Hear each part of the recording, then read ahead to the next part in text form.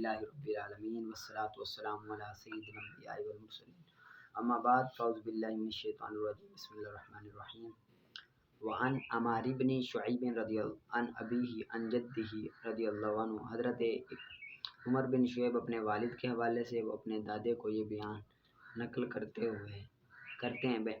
دادے سے یہ بات روایت کرتے ہیں کہ میں نے نبی کریم صلی اللہ علیہ وسلم کو کھڑے ہو کر اور بیٹھ کر پیتے دیکھا۔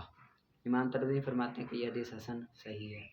حضرت انس رضی اللہ تعالیٰ بیان کرتے ہیں کہ نبی کریم صلی اللہ علیہ وسلم نے آدمی کو کھڑے ہو کر پینے سے منع کیا۔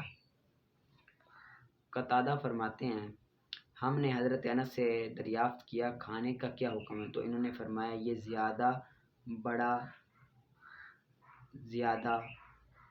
خبیث ہے، یعنی کہ راوی کو شک ہے کہ شاید یہ الفاظ ہیں کہ زیادہ خبیث ہے کھڑے ہو کر کھانا پینا۔ اس حدیث کو امام مسلم نے روایت کیا ہے۔ امام مسلم کی ایک روایت میں یہ الفاظ ہے کہ نبی اکرم صلی اللہ علیہ وسلم نے کھڑے ہو کر پینے پر ڈانٹا۔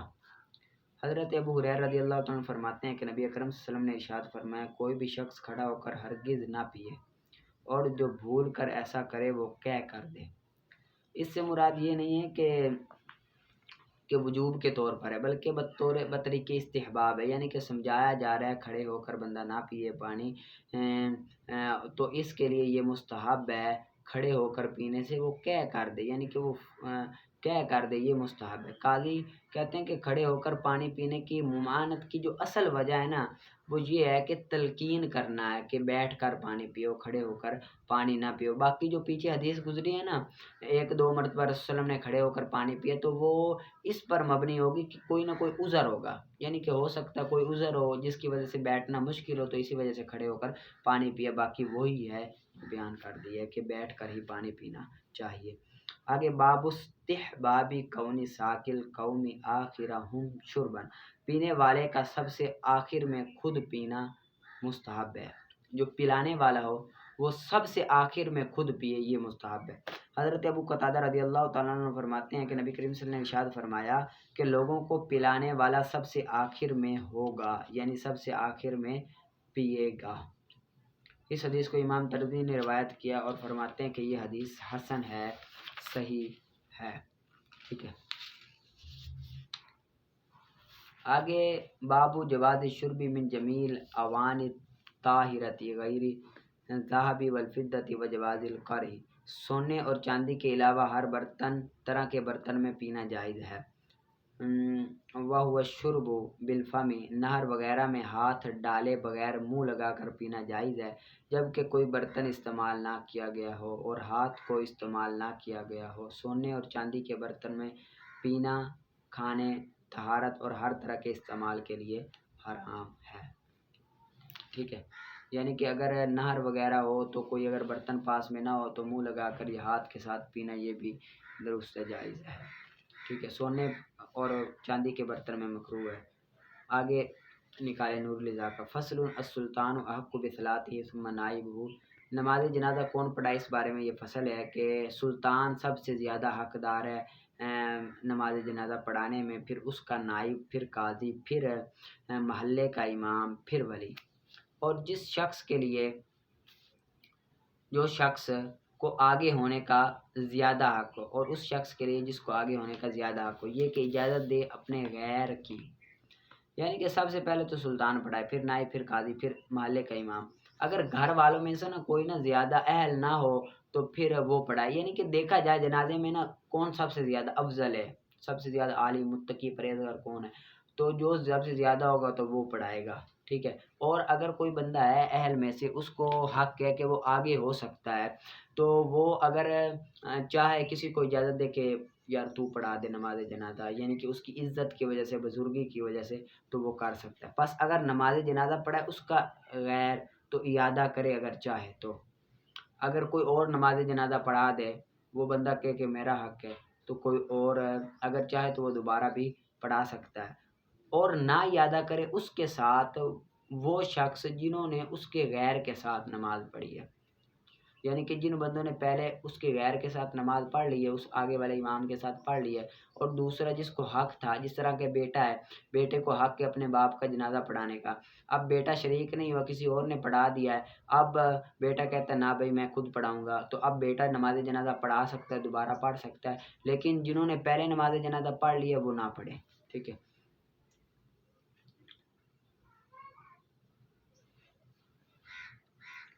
اور اس شخص کے لیے جس کو آگے ہونے کا زیادہ حق ہے، جس کو آگے ہونے کا زیادہ حق ہے، اس میں جس کے بارے میں میت نے وصیت کی ہے، جس کے بارے میں میت نے وصیت کی ہے کہ نماز وہی پڑھائے، اسی قول پر فتویٰ ہے۔ یعنی کہ اگر میت نے کہا کہ فلاں آدمی نماز جنازہ پڑھائے، لیکن بیٹے کو حق ہے کہ وہ نماز جنازہ پڑھائے، زیادہ حق ہے، تو اب اس کی وصیت پر عمل نہیں کیا جائے گا، بلکہ زیادہ حق جو رکھتا ہے وہی نماز جنازہ پڑھائے گا۔ اگر دفن کیا جائے بغیر نماز جنازہ کی تو نماز پڑھی جائے اس کی قبر پر، اور اگرچہ غسل نہ ہی دیا گیا ہو، اور جب تک نہ پھٹے تو پھر کیا کیا جائے، دفن کیا جائے، دفن کر دیا گیا تو نماز جنازہ اس کی قبر پر پڑھا جائے، ٹھیک ہے۔ اتنی تک کر لیں، اس کو یاد کر لینا، آپ آگے نکالیں، آپ ہدایت الناس۔ آگے آپ نے یاد کی ہوگی، میں نے آپ کو کہا تھا مطوف علیہ کے قواعد، آگے یہ وہی ہے، فصل ہے عطف بالحروف کے بارے میں ہے، یہ فصل عطف بالحروف کے بارے میں ہے۔ عطف بالحروف وہ تابع ہے جس کی طرف منسوب ہو، جس کی طرف وہ شے منسوب کی گئی ہو جو مطبوع کی طرف منسوب ہو، اس کی طرف وہی شے منسوب کی گئی ہو جو مطبوع کی طرف منسوب ہو، یا دونوں کا مقصود اس نسبت سے ہو، اس نسبت سے دونوں کا مقصود ہو، اور نام رکھا جاتا ہے عطف نسب، اس کا نام کیا رکھا جاتا ہے، عطف نسب، اور اس کی شرط یہ کہ اس کے درمیان اور اس کے مطبوع کے درمیان حروف عطف میں سے کوئی ایک ہو۔ ان قریب آئے گا ان کا ذکر، تیسری قسم ہے حروف عطف کا، اگر اللہ نے چاہا تو، جس طرح کہ قام زید و عمر، اب یہاں پر واو حرف عطف ہے، اور جب ضمیر مرفوع متصل پر عطف ڈالا جائے تو واجب ہے اس کی تاکید لانا ضمیر منفصل کے ساتھ، ضمیر منفصل کو لانا واجب ہے، جس طرح کہ ضربت انا و زید، اب تو پر عطف ڈالا تو آنا کو لانا یہ ضروری ہے، آپ نے قاعدہ بھی یہ پڑھا، مگر جب فاصلہ ہو تو پھر ضروری نہیں ہے ضمیر منفصل کو لانا، جس طرح کہ ضربت الیوم زید، اب یہاں پر یوم کا فاصلہ ہے تو اسی وجہ سے لانا ضروری نہیں ہے، اور جب ضمیر مجرور پر عطف ڈالا جائے تو واجب ہے حرف جر کا ادا کرنا، حرف جر کا ادا کرنا واجب ہے، جس طرح کہ مررت بک و بزید، اب یہاں پر ضمیر مجرور کاف ضمیر ہے، کاف ضمیر یہ مجرور کیا ہے، اس پر عطف ڈالنا تھا بزیدین کا، تو اس کے ساتھ حرف جر با کو لانا یہ بھی ضروری ہے، واجب ہے، ٹھیک ہے۔ اور تو جان کے مطوف علیہ کے حکم میں ہوتا ہے، تو جان کے مطوف علیہ کے حکم میں، تو میں نہیں مراد جب ہو پہلا کسی شے کی صفت کے لیے یا کسی معاملے کی خبر کے لیے یا صلہ ہو یا حال ہو تو دوسرا بھی اسی طرح ہوگا، یعنی کہ مراد یہ ہے کہ اگر معطوف علیہ ہو صفت تو معطوف بھی صفت ہوگا، معطوف علیہ خبر ہو تو معطوف بھی خبر ہوگی، معطوف علیہ صلہ ہو تو معطوف بھی صلہ ہوگا، معطوف علیہ حال ہو تو معطوف بھی حال ہوگا، معطوف علیہ جار مجرور ہو تو معطوف بھی جار مجرور ہوگا، معطوف علیہ جملہ اسمیہ ہو تو معطوف بھی جملہ اسمیہ ہوگا، معطوف علیہ ہو کیا چیز تو مفرد ہو مرکب اضافی ہو تو وہ بھی مرکب اضافی ہوگا، تصیفی بھی ہو سکتا ہے، ٹھیک ہے۔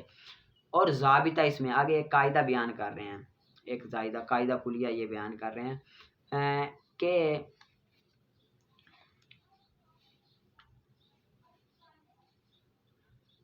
ضابطہ اس میں یہ ہے کہ جہاں معطوف کو معطوف علیہ کی جگہ پر رکھنا جائز ہو تو جائز ہوگا، عطف معطوف کو معطوف علیہ کی جگہ پر رکھنا جائز ہو تو جائز ہوگا، اور جہاں ناجائز ہو تو نہیں جائز ہوگا،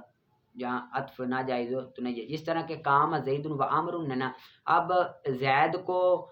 عمر کی جگہ پر رکھے، عمر کو زید کی جگہ پر رکھے تو صحیح ہے، عبارت بھی درست ہوتی ہے، ترجمہ بھی درست ہوتی ہے، کوئی مطلب اتنا خراب نہیں ہوتا، تو اسی وجہ سے عطف جائز ہے۔ اگر یہ عطف ترجمہ خراب ہو جائے، صحیح نہ ہو تو پھر عطف ڈالنا بھی جائز نہیں ہوگا۔ والعطف سے عطف دو مختلف عاملوں کے دو معمولوں پر عطف کرنا جائز ہے، دو مختلف عامل کہ دو مختلف معمولوں پر عطف ڈالنا جائز ہے، یعنی کہ دو مختلف عامل ہو، دو مختلف معمول ہو تو ان دونوں پر عطف ڈالنا جائز ہے اگر ہو معطوف علیہ مجرور مقدم، اگر ہو معطوف علیہ مجرور مقدم، اور معطوف بھی اسی طرح ہو، معطوف بھی اس طرح ہو جس طرح کہ فی الدار زید والحجرۃ عمر۔ اب یہاں پر یہ معطوف علیہ مجرور مقدم ہے، والحجرۃ یہ بھی مجرور ہے، دو اب مختلف عامل ہے۔ یہاں پر فی الدار، دار کا عامل جار ہے اور زید کا عامل جو ہے وہ مبتدا ہے، عامل لفظی ہے، تو ان دونوں پر عطف ڈالنا جائز ہے کہ حجرہ کا دار پر ہوگا اور امر کا زید پر ہوگا عطف، تو ڈالنا جائز ہے جب معطوف علیہ مجرور مقدم ہو، تو یہ معطوف علیہ مجرور مقدم ہے، جب فی الدار مجرور مقدم ہے، ٹھیک ہے۔ اور اس مسئلے میں دو دوسرے مذہب ہے، اور وہ یہ کہ جائز ہے مطلقاً امام فرہ کے نزدیک اور نہیں ہے جائز مطلقاً امام سبوے کے نزدیک، ٹھیک ہے، یعنی کہ امام فرہ کے نزدیک مطلقاً جائز نہیں، امام سبوے کے نزدیک مطلقاً۔ وہ قاعدہ آپ نے پڑھا ہے، 8 نمبر قاعدہ ہے معطوف اور معطوف علیہ کا، تفصیل سے میں نے بیان کیا ہے قواعد میں، وہ آپ دیکھ لینا، وہی ہے ساری، کوئی اور نئی بات نہیں ہے یہ، ٹھیک ہے۔ اس کو آپ نے اچھی طرح سے محنت کر کے یاد کر لینا۔ اگلی جو بحث ہے نا وہ ہے تقید کی، موقت تقید، موقت تقید کے آپ نے سارے قاعدے یاد کر کے آنے ہیں، اجمع، وقت، اب تو آگے کلو والے، پھر آگے نفس، عین، کلا، کلتا، یہ سارے آپ نے قاعدے یاد کر کے آنے ہیں، اور نحو میں بھی آپ نے پڑھا ہوگا اچھی طرح سے، آپ کو یاد ہوگا، باقی ساری یہی وہی بات ہے، کوئی نئی بات نہیں ہے، ٹھیک ہے، اچھی طرح سے وہ آپ کو آنے چاہیے تو یہ آسانی سے حل ہوگا، ٹھیک ہے، اچھی طرح سے ترکیب بار میں